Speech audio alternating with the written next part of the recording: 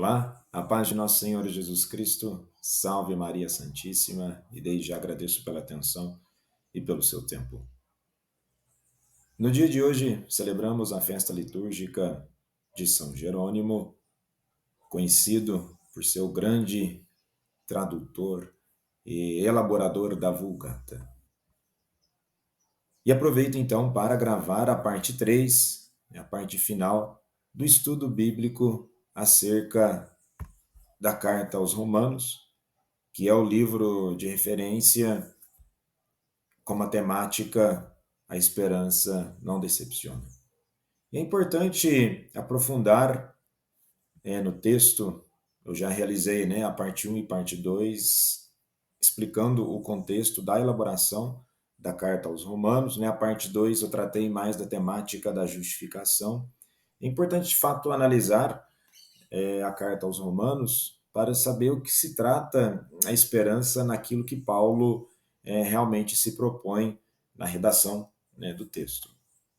E São Jerônimo, é atribuído a São Jerônimo uma frase que diz assim: quem desconhece as Escrituras desconhece a Cristo. Ou tem uma variação: ignorar as Escrituras é ignorar a Cristo. Então, entendendo melhor a conjectura do texto, a estruturação dos termos, para termos uma visão melhor qual que é a proposta teológica, filosófica daquilo que Paulo vai sustentar. Porque geralmente do que se espera, nós vamos associar a palavra esperança a uma finalidade de alegria, a uma finalidade de sermos bem-sucedidos ou de obtermos um otimismo em nossas vidas.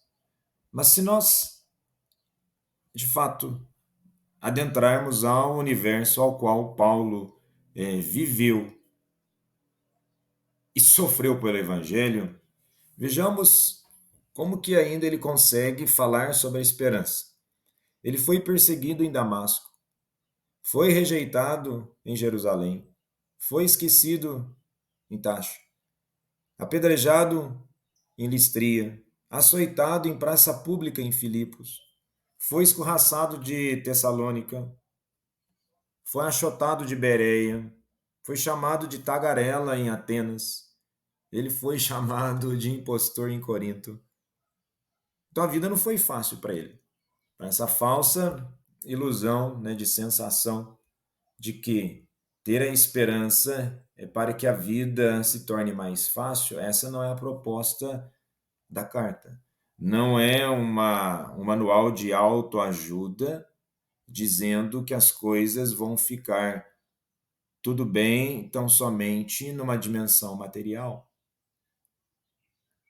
Para dar continuidade daquilo que Paulo tinha como dimensão de esperança, ele foi preso em Jerusalém, preso também e acusado em Cesareia.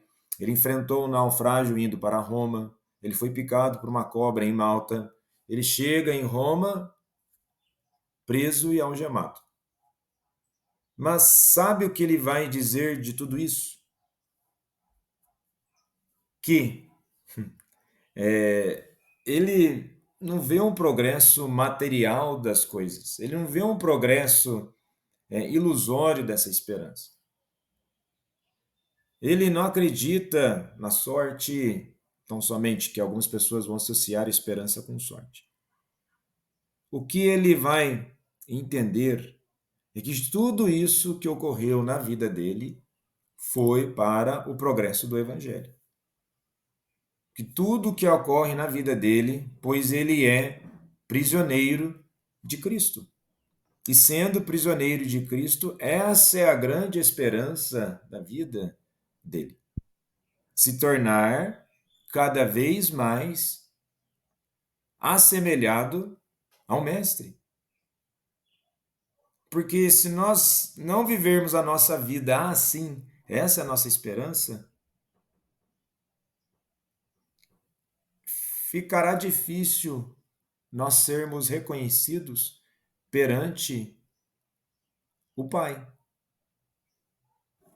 Ao caminho da esperança, e é isso o texto em Romanos 5. Então, peguem aí a sua Bíblia.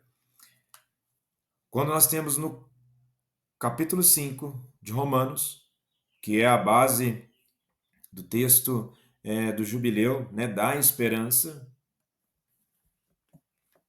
olha como nós temos a elaboração inicial no versículo 1, e depois eu vou pegar trecho por trecho os termos em gregos, né, um comparativo aí para entendermos o que de fato Paulo vai elaborar até o versículo 21, porque aí eu fecho toda o que ele vai estruturar como base aí dessa esperança e justificação. A justificação, penhor da salvação, o penhor de salvação. Estou pegando aqui pelo... pode ter aí algumas palavras que fiquem diferentes, que eu estou pela a Bíblia de Jerusalém. Então, dependendo da edição, pode ter uma variação ali de tradução, mas não perde o sentido original, tá? Tendo sido, pois, justificados pela fé, estamos em paz com Deus por nosso Senhor Jesus Cristo, por quem tivemos acesso pela fé a esta graça na qual estamos firmes e nos gloriamos na esperança da glória de Deus. Então, como eu disse na parte 2, nós somos justificados pela fé.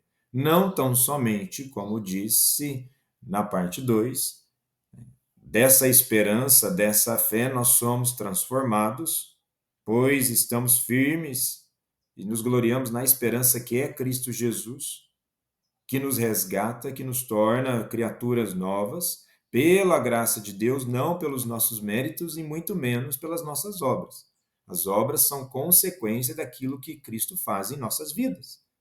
Então não se pode inverter que é pelas obras que o homem é salvo, e não se pode deturpar o texto de São Tiago dizendo que uma fé sem obras é morta. São Tiago, na verdade, ele está só pegando um referencial aqui, pode dizer paulino. O que ele quer dizer? Que se nós cremos verdadeiramente em Cristo, aquilo que acontece em nossas vidas, a primeira obra é a regeneração pela graça, nós nos tornamos pessoas novas. E se nós nos tornamos pessoas novas, é impossível que nós não vamos transbordar de Cristo e fazer de nossas vidas uma obra nova. E aí vem a dimensão caritativa, né? Porque a caritas grega, ela dá a dimensão de amor. Então é impossível que nós não vamos mudar de vida.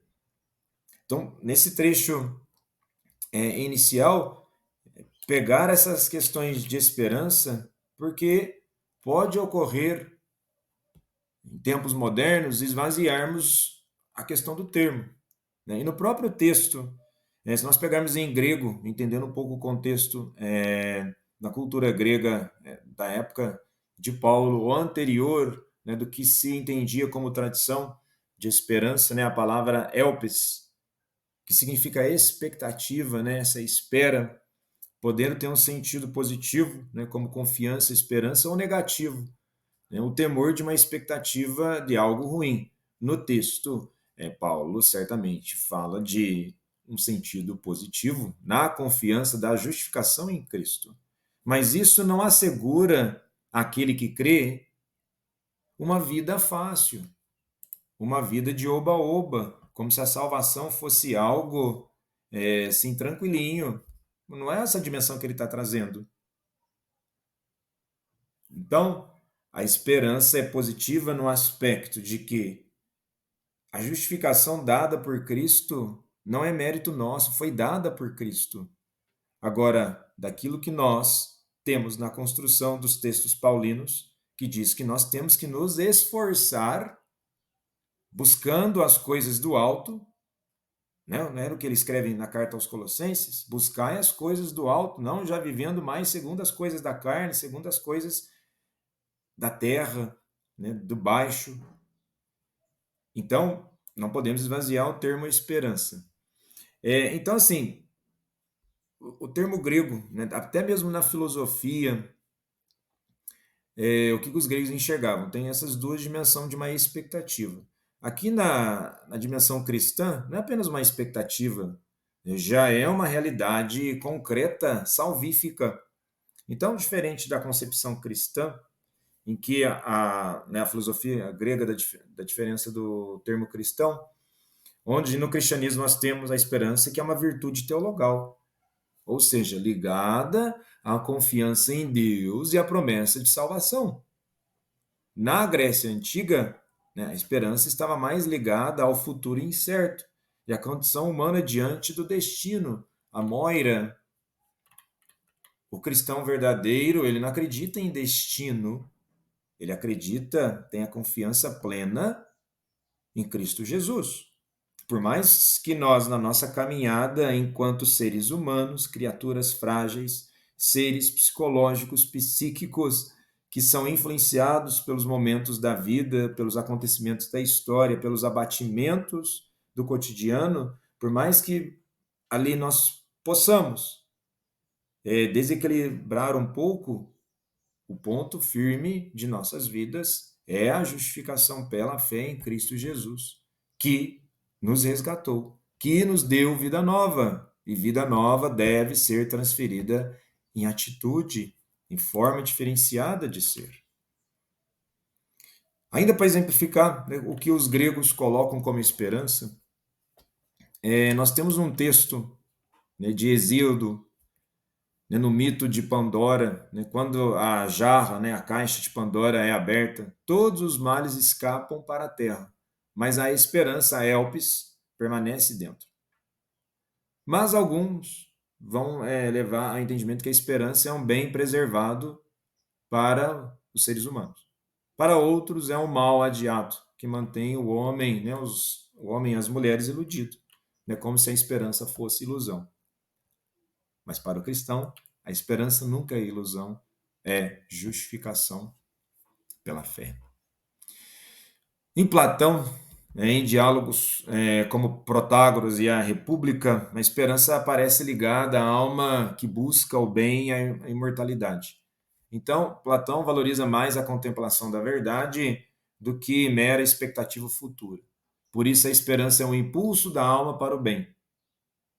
E para o cristão, né, Paulo trabalha muito bem isso, que a esperança nossa é que tenhamos uma vida em Cristo, sendo ele prisioneiro de Cristo. Eu comentei lá no início, ele passa por todas dificuldades e todas as dificuldades ele diz que concorre para o bem da salvação. Aristóteles vai definir esperança como uma expectativa acompanhada de prazer. Ele escreve isso no livro da Retórica. E para ele, né, o jovem é mais esperançoso, pois olha para o futuro com confiança e acredita na realização de grandes feitos. Isso aqui faz tanto sentido na perspectiva da carne, na perspectiva humana. Nós olhamos, né, para o futuro, sempre naquela confiança e acreditando que nós vamos realizar aquilo que nós nos propomos a fazer. Então peguei tanto aí Platão e Aristóteles. No sentido da carta aos Romanos, né, Paulo não promete uma vida sem dor, mas mostra que as tribulações produzem esperança. É o que nós temos no texto aqui hoje. Eu já li até o versículo 2. E não só, nós nos gloriamos também nas tribulações, sabendo que a tribulação produz a perseverança, a virtude comprovada, a virtude comprovada, a esperança, e a esperança não decepciona. E eu vou analisar sobre esse termo, não decepciona, pois do grego original a esperança não envergonha, porque o amor de Deus foi derramado em nossos corações pelo Espírito Santo que nos foi dado. Então vejamos bem que ele já trata aqui de um elemento interessante. A esperança em Cristo não é uma vida sem dor. Quem procura fé para não sofrer está procurando errado. O próprio Jesus disse no Evangelho de João que no mundo nós teríamos o quê? Tribulações, aflições. E ele diz: coragem, não vos turbe o vosso coração. Eu venci o mundo. E esse vencer o mundo é já um sinal de esperança, é uma dimensão falando já da ressurreição, evidentemente, mas tudo o que acontece na nossa caminhada buscando o bem, buscando aqui o bem que é o nosso Senhor Jesus Cristo, viver em conformidade com as coisas do alto, se aquilo que acontece em nossas vidas de tribulações, abatimentos, isso faz parte da caminhada.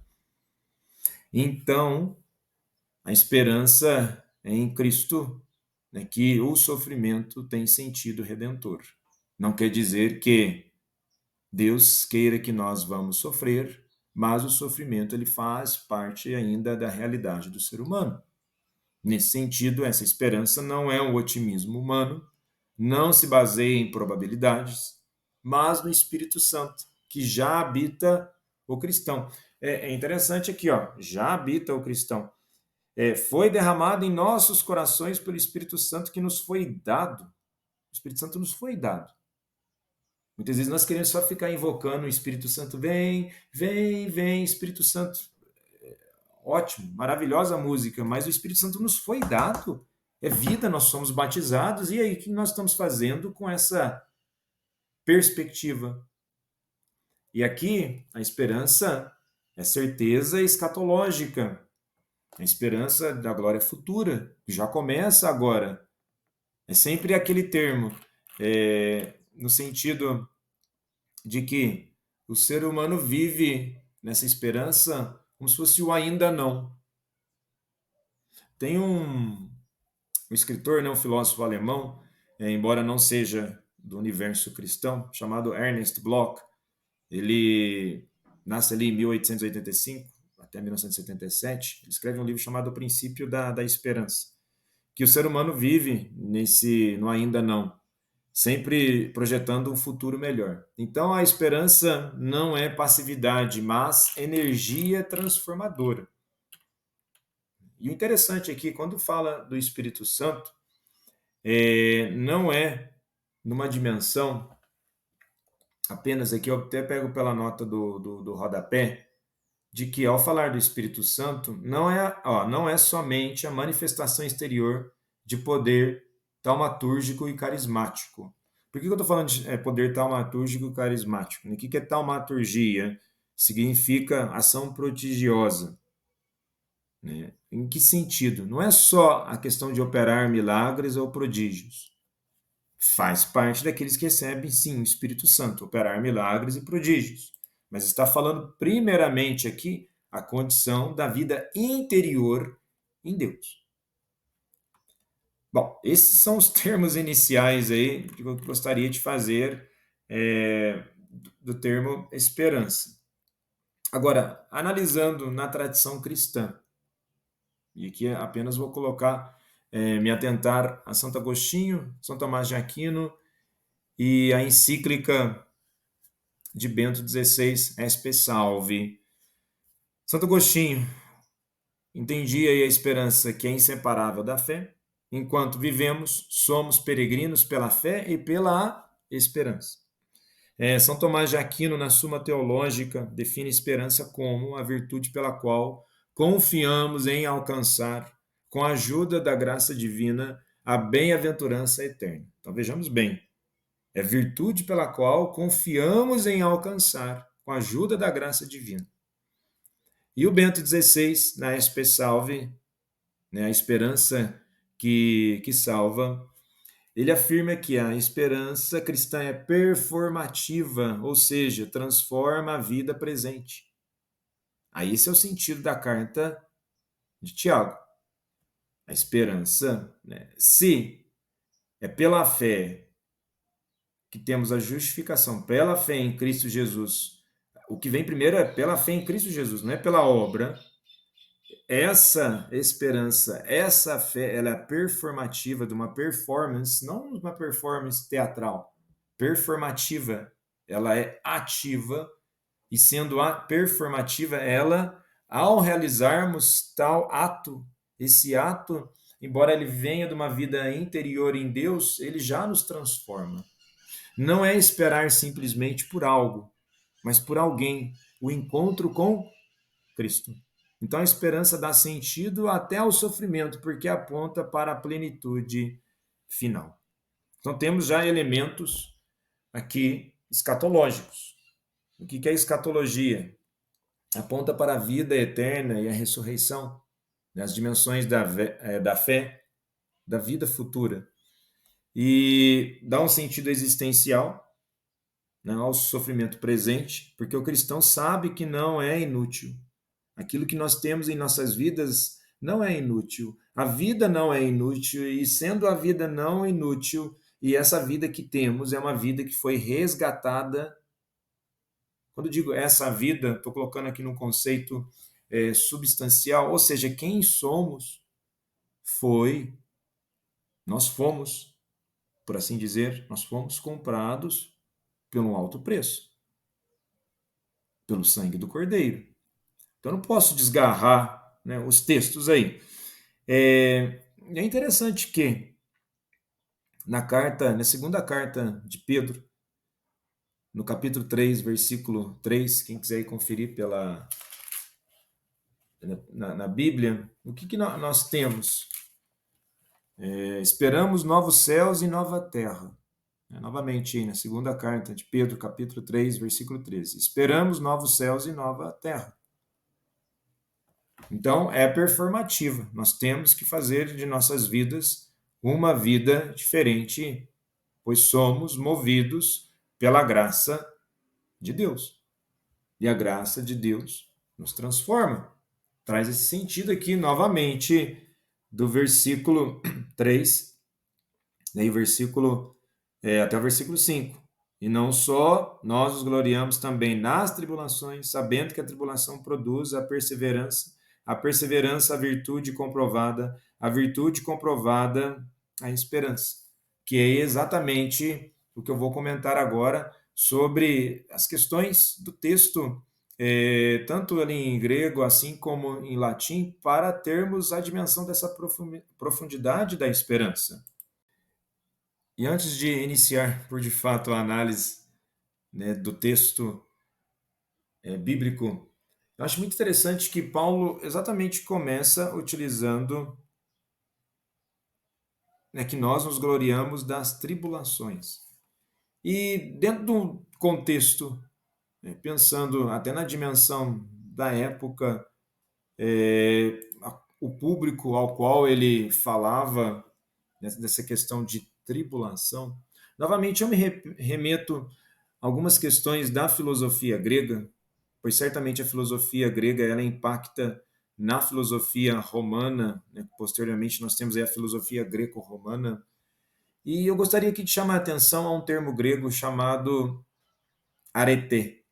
Essa arete, né, especialmente apontado muito por Platão e Aristóteles, significa excelência, né? A qualidade pela qual algo ou alguém cumpre sua finalidade. No campo moral, traduz-se por virtude. Então, trazendo para a nossa dimensão de campo de linguagem, seria a virtude. Aristóteles via, né, a formação da virtude como um hábito adquirido pelo exercício constante diante de situações da vida. Por exemplo, a coragem não se dá sem enfrentar perigos.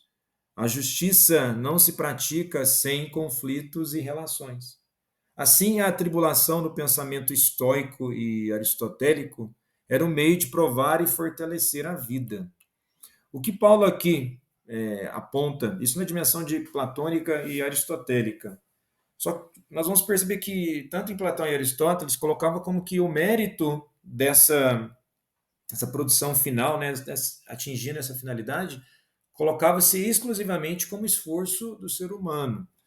E Paulo ele vai colocar essa dinâmica, né, de um crescimento espiritual, que se aproxima muito da ideia de formação do caráter, né, dessa virtude, né, na tradição da igreja. Então, o termo dokime, né, em grego traduzido como experiência, pode significar uma virtude provada, né, um caráter aprovado. E o que ecoa nessa noção, né, de arete, da virtude, é uma excelência moral que se manifesta quando testada. Então, para Paulo, porém, a virtude não é autônoma nem resultado apenas da disciplina racional. Essa é a diferenciação, né, como no ideal grego e até mesmo como no ideal romano. é uma obra da graça de Deus que age no ser humano. Então, nesse sentido, né, essa arete grega, o que Paulo vai fazer essa virtude, essa tribulação que serve para o fortalecimento e a purificação do ser humano, ele vai cristianizar essa noção.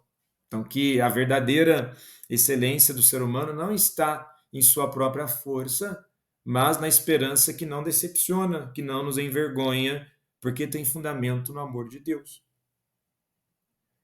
Paulo não diz que não é racional, ele está dizendo que todo esse caminho racional, todo esse percurso intelectivo, ele é realmente faz sentido, pois é dimensionado no amor de Deus, né? Nessa esperança, né, do Espírito Santo que é derramado em nossos corações, esse motor que vai mover toda a nossa conduta é pelo amor em Cristo.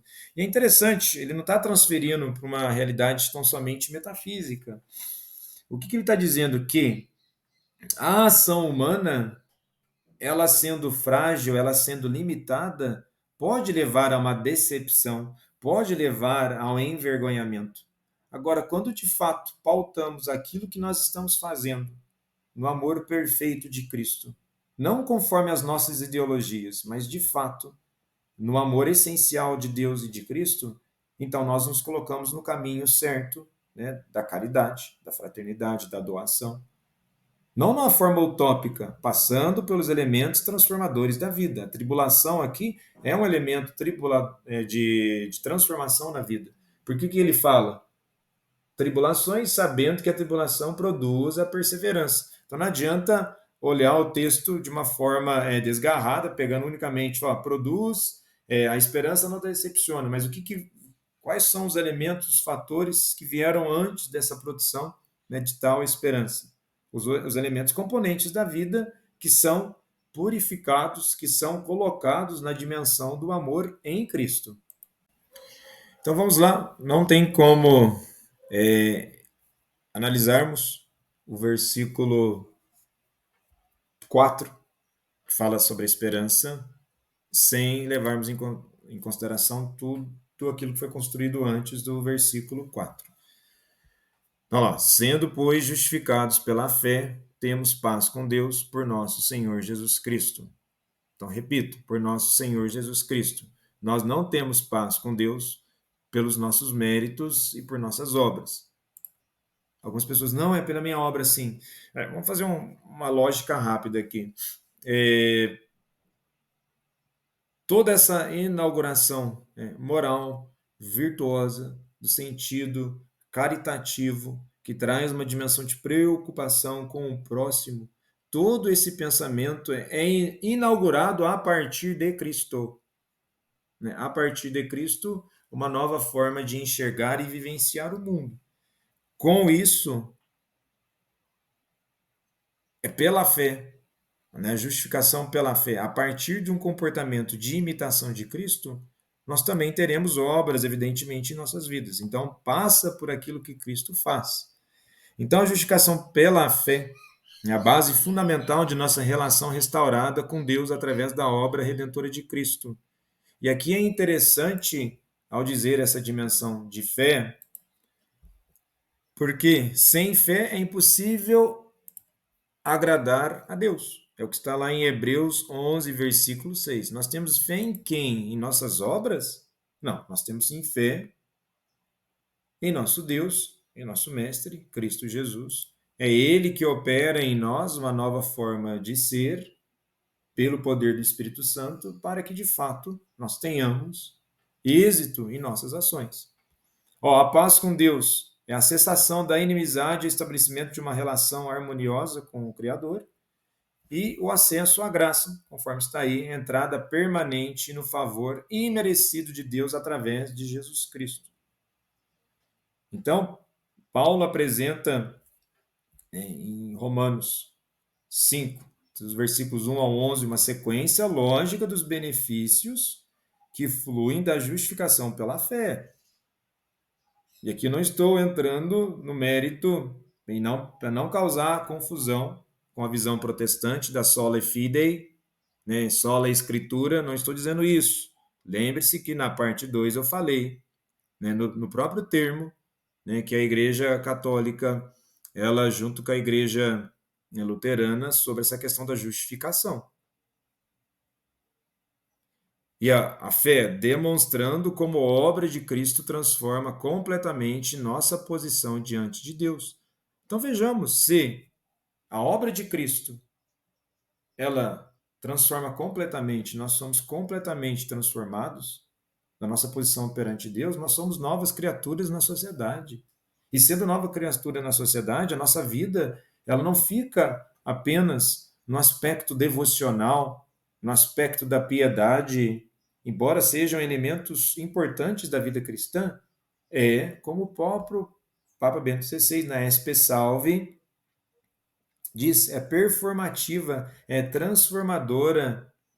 Devemos nos transformar em Cristo, embora esse patamar de nível de virtude e perfeição seja extremamente elevado, mas a nossa busca constante de vida é nos transformar naquilo que acreditamos. E nos transformando naquilo que acreditamos, consequentemente, isso se transfere em obras, em atitudes, no dia a dia. E assim, Paulo é muito profundo, é, porque se nós somos de fato transformados em Cristo, né, o que, que ele vai dizer na segunda carta aos Coríntios, capítulo 5, né, dos versículos 20 ao 21? Portanto, somos embaixadores de Cristo. Ou seja, nós representamos Cristo.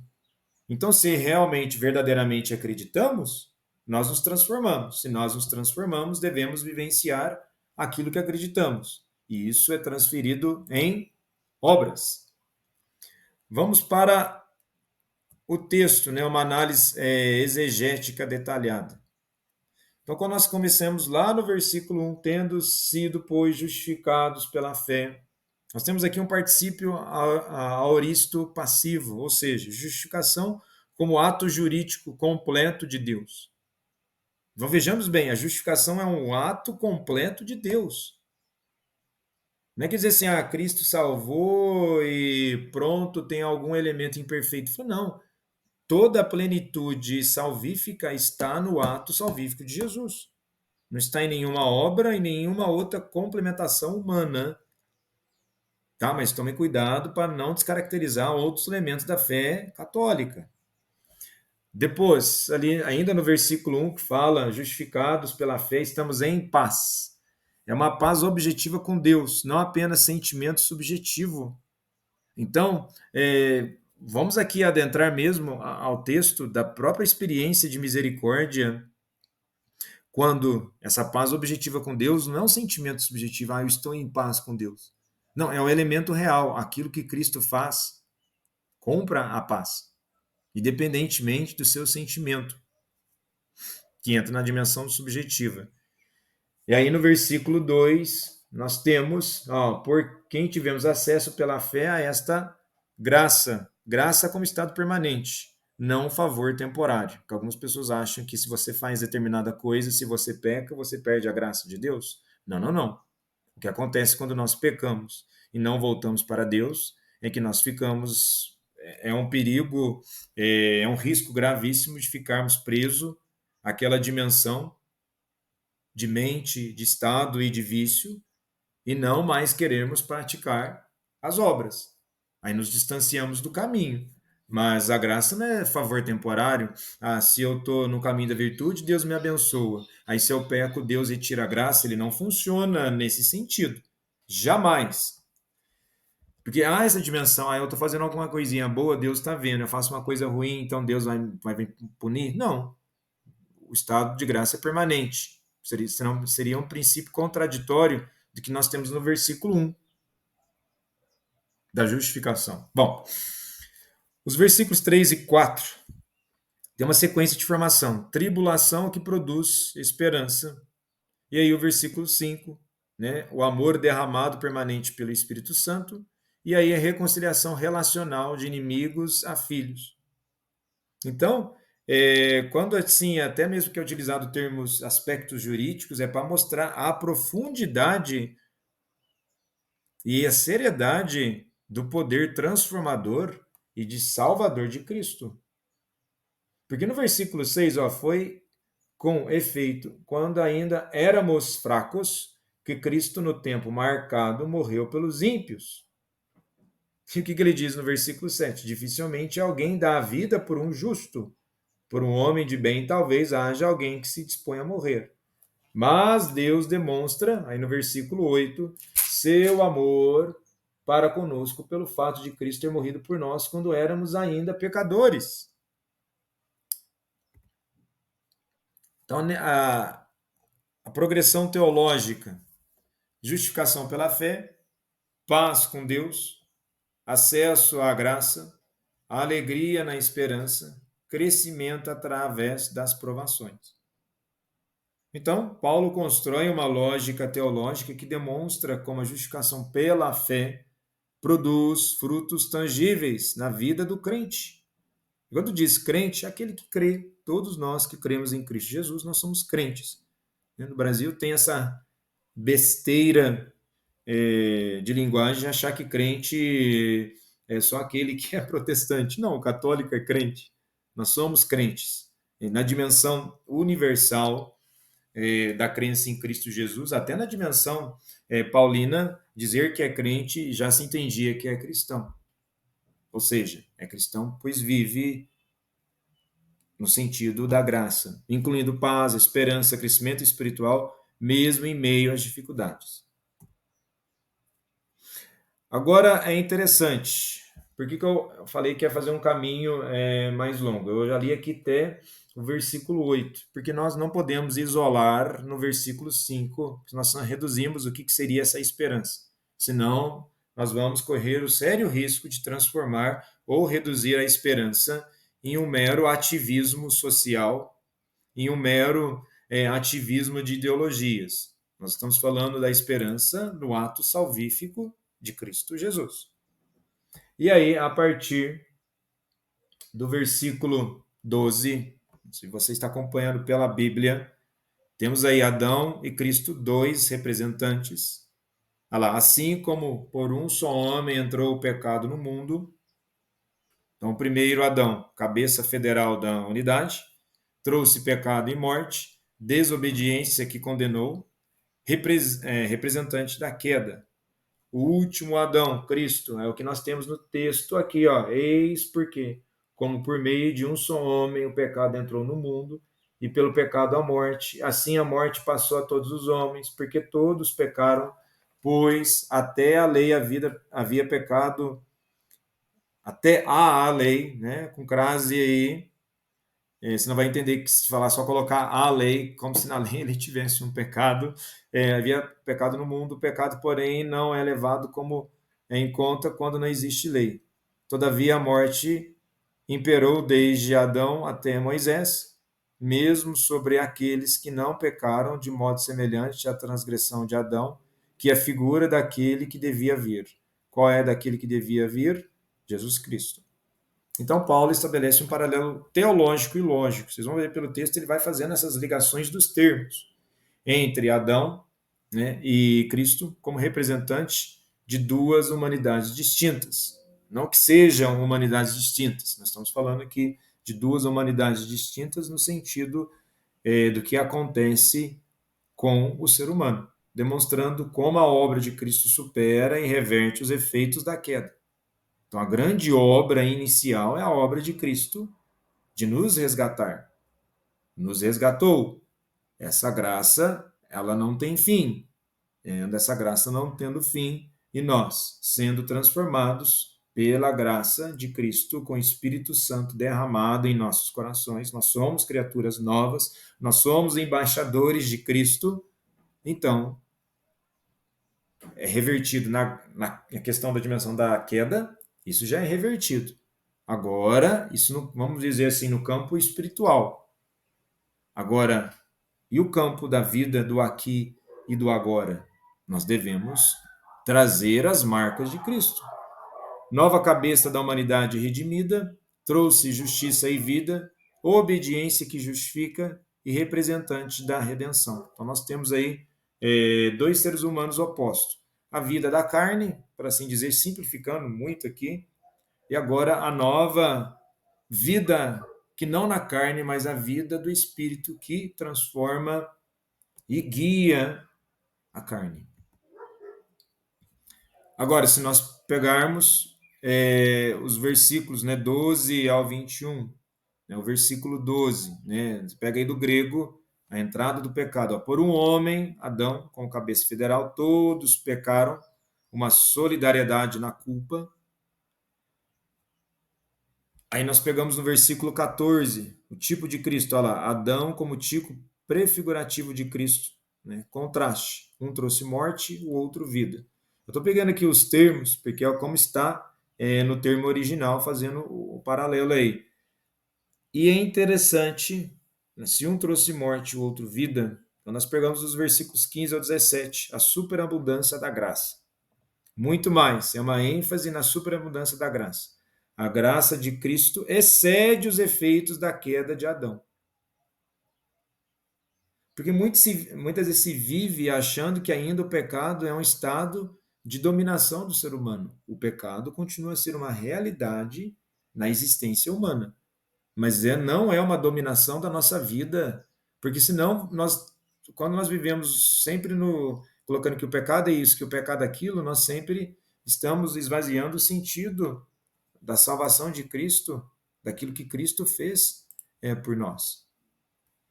E o versículo 20, já estou adiantando alguns versículos, eu vou ir para os versículos finais, depois eu volto, a lei e a graça. A lei entrou de lado, não era o plano central.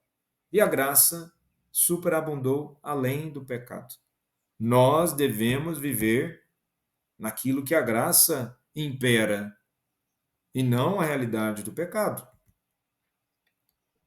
Então, o que nós temos? Uma síntese hermenêutica completa. Adão, desobediência, condenação universal, morte espiritual e física, separação de Deus. Cristo, nós temos obediência, justificação pela fé, vida eterna, reconciliação com Deus.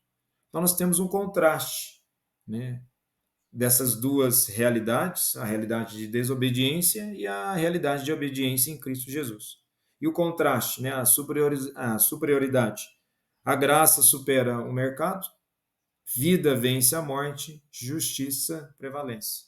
Então, Paulo demonstra que a obra de Cristo não apenas corrige os efeitos da queda, mas os supera abundantemente. A graça de Deus é infinitamente superior ao poder destrutivo do pecado introduzido por Adão. Mas você fala, mas como que isso se dá na vida prática? A partir do momento que nós nos colocamos no princípio da obediência. Porque há um certo relativismo moral, um relativismo ético e até mesmo um relativismo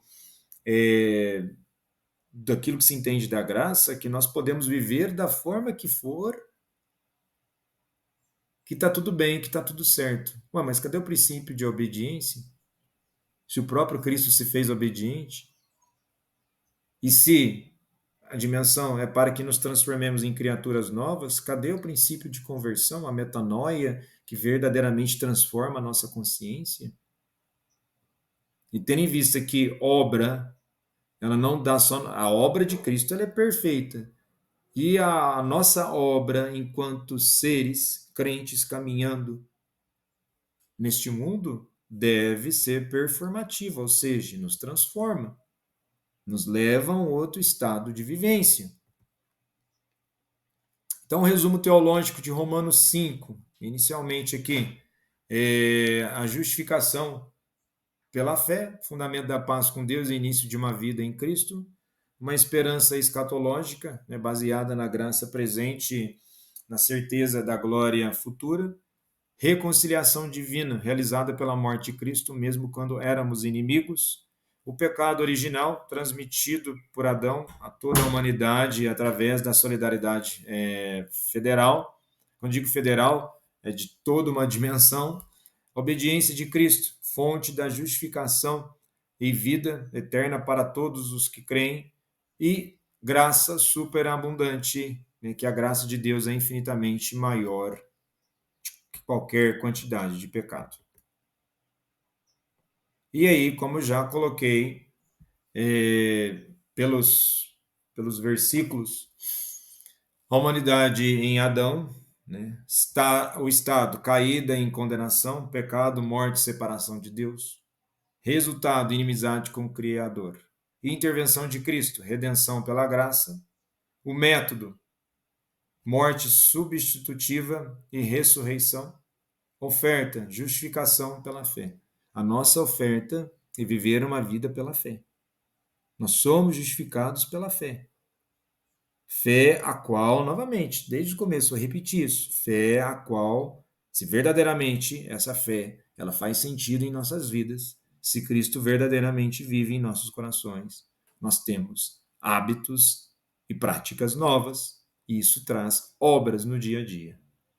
A nova humanidade em Cristo, o estado justificado e reconciliada, características, paz, esperança, vida eterna, resultado, filhos de Deus.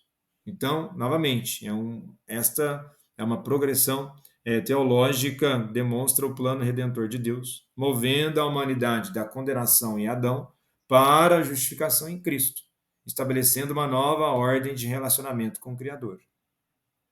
A leitura da carta aos Romanos tem que ser feita dessa forma, numa dimensão maior, que só reduzir ao versículo 5 é empobrecer o próprio sentido e entendimento do que é a esperança.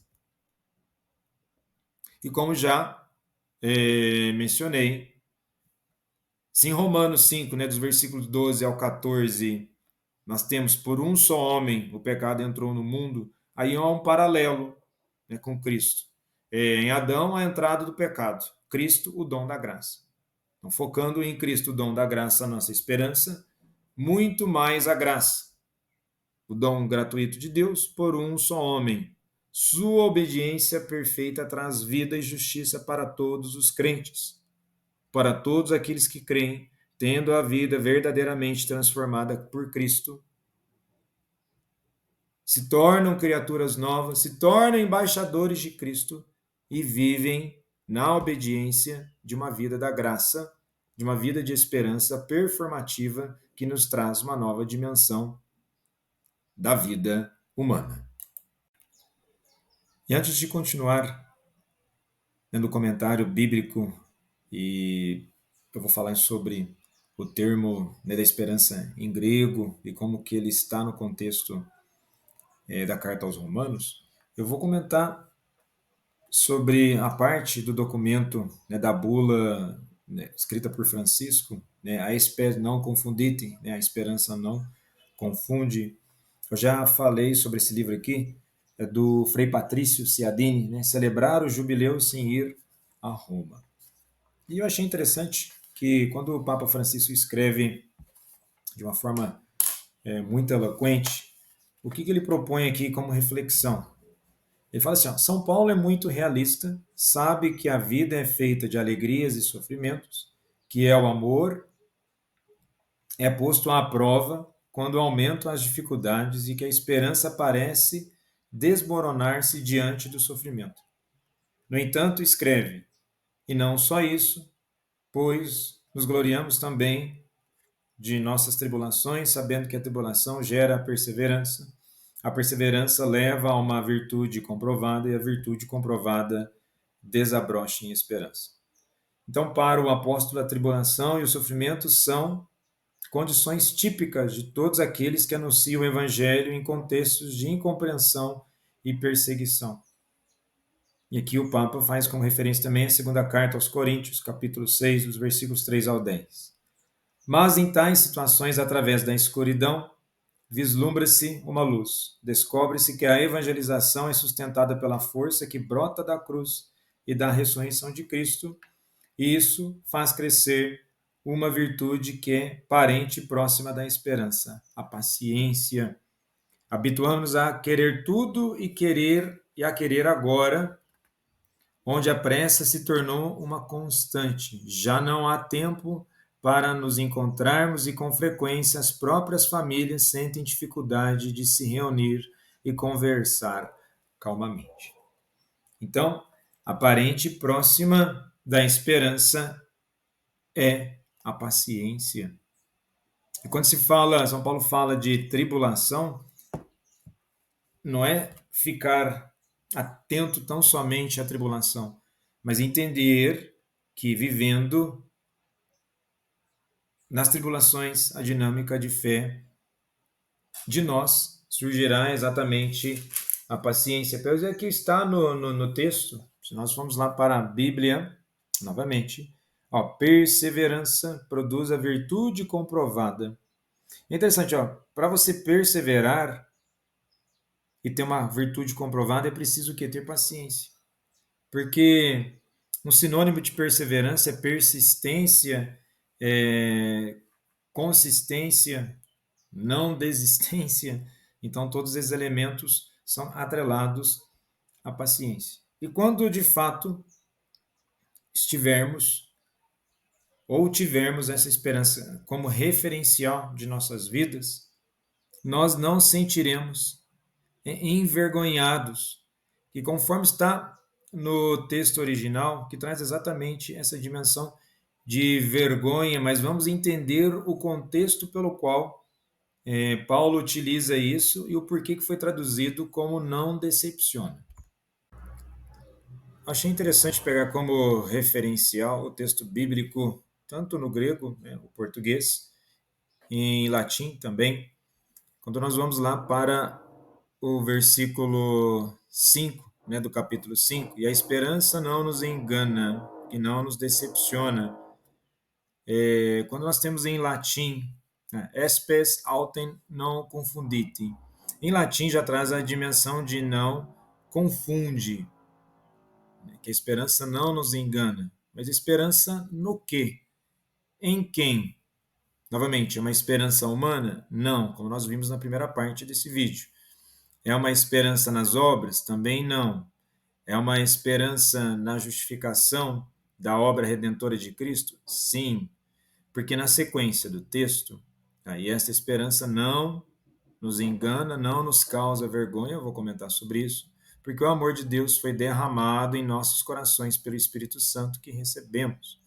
É interessante que ele, no latim, espes autem non confundite, quia caritas Dei diffusa est in cordibus nostris per Spiritum Sanctum, qui datus est nobis. O Espírito Santo nos foi dado.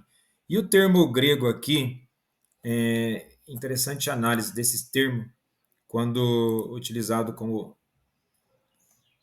Que fala assim, não confunde, porque você vê que no latim já traz a dimensão não confundite, não confundite, não confundir. Na versão portuguesa, não nos engana, não decepciona. Mas em grego vem o termo não nos envergonha. A esperança que não envergonha. Por que, que ela não envergonha? Veremos mais agora profundamente. Então, a esperança que não envergonha, né? Uma análise profunda do significado da palavra kataihine e suas implicações para a fé cristã, né? Naquilo que nós temos do texto. Porque a gente entender o termo vergonha, nós vamos só pensar em português, passar vergonha, mas vamos ver a construção disso no texto paulino. Então, a palavra grega kataihine, ela é dividida em duas partes aí. Temos a primeira parte, kata, que seria contra, em oposição, indicando o movimento para baixo ou algo negativo. E a rine, que é vergonha, desonra ou humilhação. Então, essa palavra grega é composta por esses dois elementos fundamentais, criando um significado poderoso: causar vergonha, trazer desonra ou desapontar. Então, no contexto de Romanos 5, do versículo 5, o uso dessa palavra implica que a esperança cristã não leva à vergonha, ou seja, ela não decepciona nem frustra. Então, daquilo que do texto grego é elaborado como não envergonha, em que sentido? Vamos lá pela obra. A obra redentora de Cristo, sendo ela perfeita e completa, e se nós temos esperança nessa redenção, isso não vai nos causar vergonha em que sentido? Ninguém poderá dizer para nós: olha, você passou vergonha porque você acreditou em algo em vão. Jamais vai ter essa dimensão. O outro lado, o lado das obras. Quando de fato nós somos transformados e praticamos coisas novas em nossas vidas, tudo aquilo que nós fazemos, fazendo pelo bem de Cristo e as obras sendo verdadeiramente boas, caritativas, justas, fraternas, de amor, tudo isso sendo bem feito e realmente agregando ao sentido da salvação, essas obras elas não nos façam passar vergonha, pois realizar o bem, praticar a caridade, isso nunca nos causa vergonha, no sentido que, por mais que até sejamos humilhados por aquilo que acreditamos que fazemos, é uma obra que sustenta pela própria misericórdia, pela bondade dessa obra. E podemos ir além aqui na dimensão do sentido de vergonha, porque Paulo pode aí ter exatamente analisado por um texto bíblico lá em Isaías, capítulo 28, do versículo 16. Então peguem a Bíblia de vocês, Isaías 28, capítulo 28, versículo 16. O que está escrito? Quem nele crer não será confundido, envergonhado. Ou seja, na dimensão grega, se você acredita e espera em algo, e esse algo que você acredita e é verdadeiro, logo, se a sua crença nesse algo te leva a vivenciar por aquilo que você acredita, a sua fé não é em vão. Sendo a sua fé que não é em vão, isso não vai lhe causar vergonha, constrangimento. E nos leva à dimensão que não nos engana, não nos causa confusão. Porque o constrangimento, quando você se sente constrangido a entender que aquela coisa que você acredita, ou no algo acreditado, se isso não for verdadeiro, vai causar um certo constrangimento. Até mesmo, imaginemos na dimensão psicológica. Nossa, eu acreditei em algo que não era verdade, isso nos causa uma vergonha até mesmo para nós. Nossa, por que eu acreditei nisso? Então a referência, quem nele crer não será confundido nem envergonhado. Então Paulo pode ecoar essa tradição profética.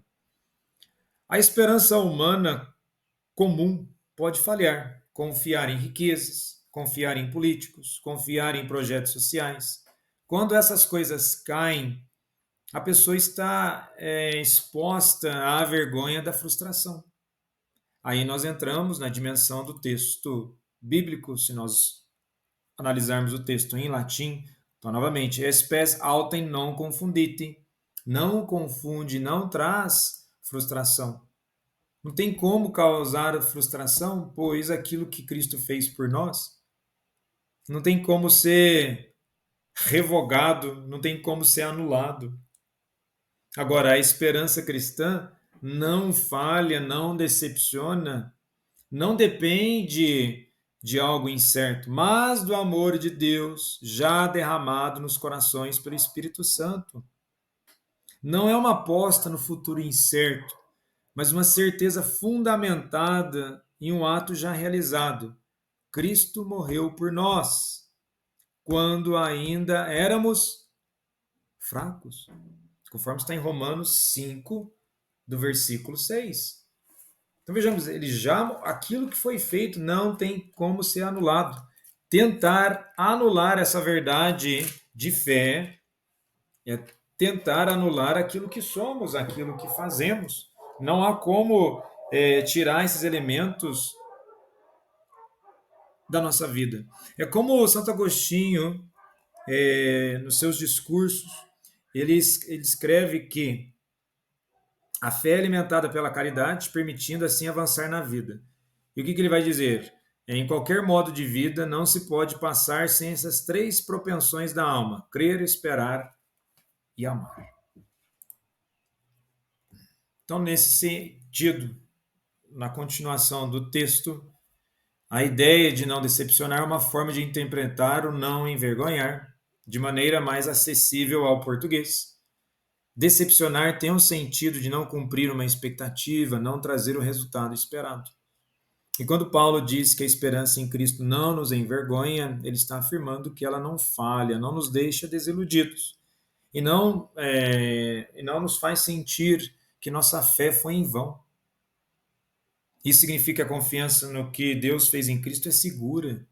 Em outras palavras, não há risco de você confiar em algo que acabará te decepcionando. Viver em Cristo sempre valeu, vale e valerá a pena. É uma questão de segurança na fé. Apesar dos desafios, como disse lá no início desse vídeo, de tudo que Paulo sofreu, sendo perseguido, açoitado, escorraçado, debocharam dele, ele continuou persistente. E o fundamento da esperança segura, né, a razão pela qual a esperança cristã não causa vergonha ou decepção, é aquela fundamentada no amor de Deus. Paulo explica isso dizendo que o amor de Deus foi derramado em nossos corações pelo Espírito Santo. Ou seja, amor de Deus, fonte eterna e inabalável.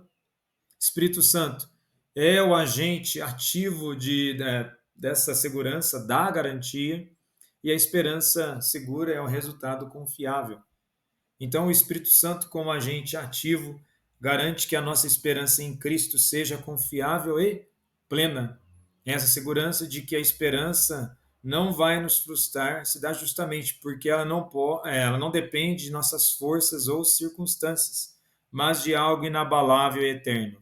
O amor de Deus que é dado de forma plena e irrevogável. Então vejamos bem, se o amor de Deus ele é derramado em nossos corações pelo Espírito Santo. E nós somos embaixadores de Cristo. E Cristo é amor, nós somos embaixadores do amor. Nós somos embaixadores da justiça, da esperança.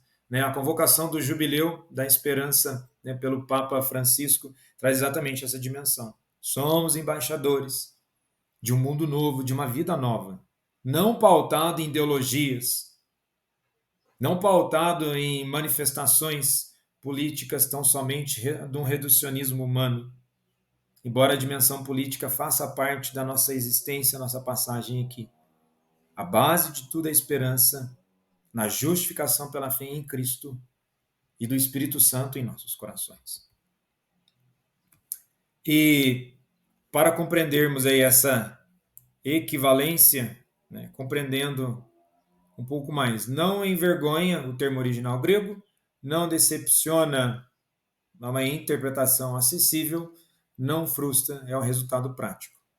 Então, em resumo, a ideia de não envergonhar aqui pode ser entendida como não decepcionar, ou seja, ao colocarmos nossa esperança em Deus, não estamos em risco de sermos frustrados ou desiludidos. Nós temos realmente uma dimensão que sustenta a nossa vida. No contraponto, na perspectiva humana, há projetos que não dão certo, pessoas que não cumprem promessas, gera decepção, tudo isso vai gerar decepção e vergonha.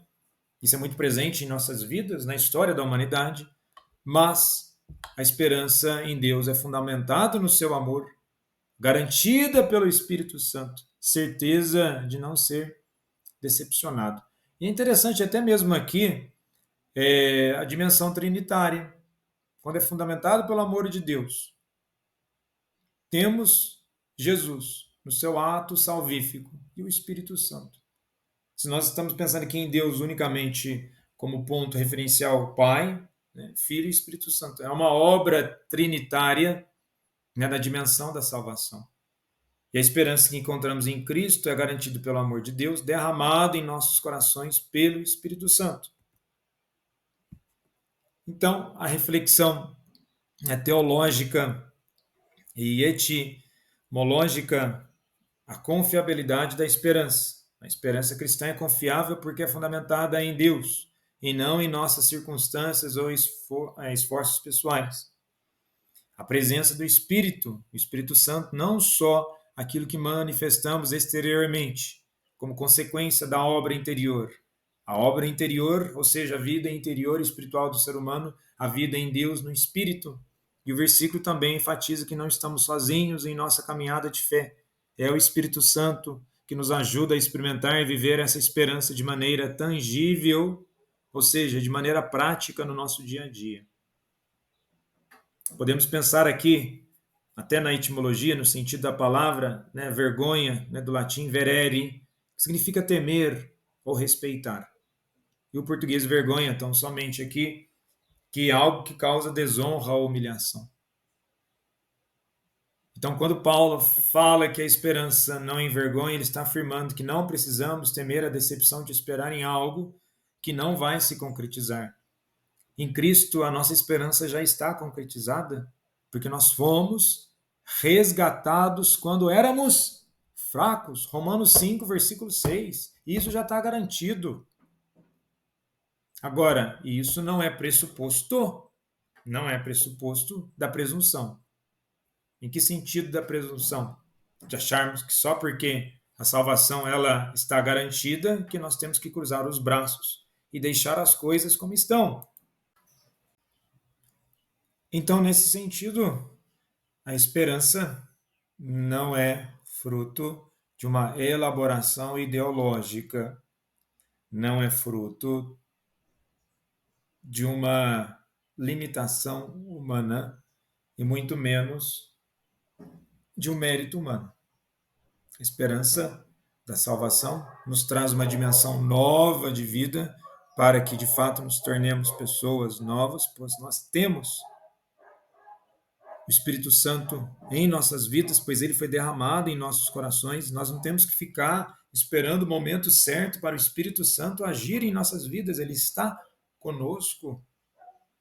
Vejamos bem, se acreditamos que Cristo está conosco a todo momento, o Espírito Santo está junto. Novamente, a dimensão trinitária, nós temos uma tendência a ficar fragmentando as pessoas, esperando que só em dado momento o Espírito Santo vai agir em nossas vidas, tendo em vista que ele foi derramado em nossos corações, está em nossas vidas. E uma reflexão final, pensando aqui em São Tomás de Aquino, ele comenta sobre os pecados contra o Espírito Santo. E quando se fala dos pecados contra o Espírito Santo, fala, Renan, por que você está falando de pecado? O pecado contra o Espírito Santo consiste na rejeição da graça de Deus, que é a recusa da salvação. E tem um dos pontos, um desses 6 pecados, que depois no Catecismo de São Pio X ele elenca, que é a impetinência final. Ou seja, não é difícil de entender este pecado, pois uma pessoa que vem pecando a vida inteira, no final da sua existência continua sendo impenitente e não arrepende de tudo que fez de mal, é suprema e final rejeição a Deus. Isso é um ponto.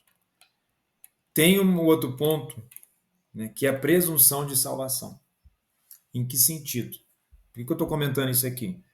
Se nós temos verdadeiramente, né, essa crença, né, no poder do Espírito Santo em nossas vidas, o que pode acontecer com muitas pessoas, né, nós podemos beirar o risco de praticar isso, quando uma pessoa se acha muito virtuosa, que já pensa que já está no céu, e por isso, por mais que possa ter feito algum pecado, Deus lhe perdoará. Implica num sentimento de orgulho, achando que ela já está salva pelo que ela já fez na vida, ou que a salvação é algo simplesmente pronto. Nesse sentido, a pessoa ela não se confessa, ela já acha que está salva, que não há necessidade de correção. Isso é contra a vida no espírito. E, na verdade, isso aí é um tipo de comportamento de não esperança. Porque a não esperança, como o Papa Bento XVI disse, que ela é performativa, a todo momento ela está ativa em nossas vidas. E assim como o Papa Francisco elenca que a esperança é que nos coloca sempre em movimento para as necessidades do mundo, as necessidades da vida espiritual, nós estamos em constante saída ao encontro das necessidades da vida. Nós não podemos viver como pessoas estagnadas, presas a um sentido de vida que não nos leva a lugar nenhum. Não nos leva nem a uma transformação interior e muito menos a vida eterna. Agradeço imensamente pela atenção. Caso tenha aí alguma dúvida, discordância, deixe no comentário. Paz e bem.